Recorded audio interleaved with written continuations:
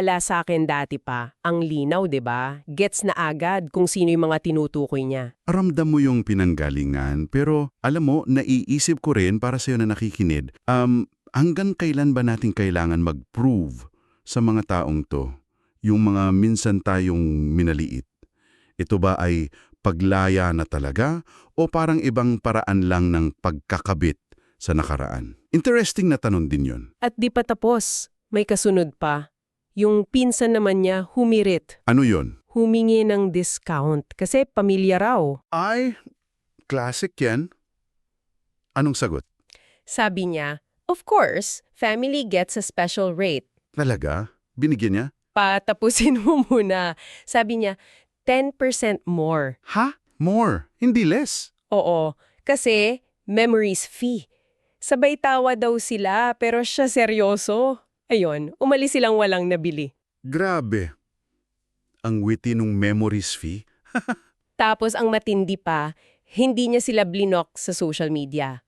Hinayaan lang niya. Para makita nila. Oo, makita nila yung bawat sold-out post, bawat bagong achievement, yung tagumpay niya mismo, yung nagsasalita.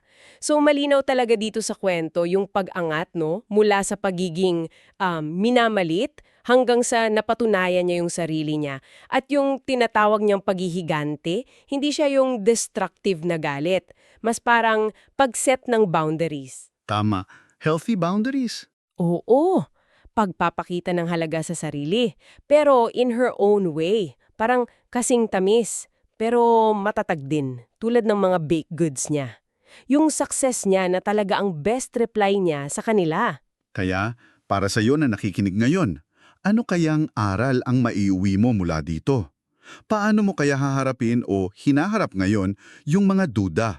Galing man sa iba o minsan galing sa sarili mo mismo. Lalo na kung tinatahak mo yung sarili mong pangarap tapos may mga boses sa paligid na nagsasabing, ay di mo kaya yan. At bilang pangwakas na tanong na iiwan namin para sa pagninilay mo, ano nga ba, para sa iyo, ang tunay na sukatan ng tagumpay? At para kanino ba talaga itong lahat ng pinaghihirapan natin?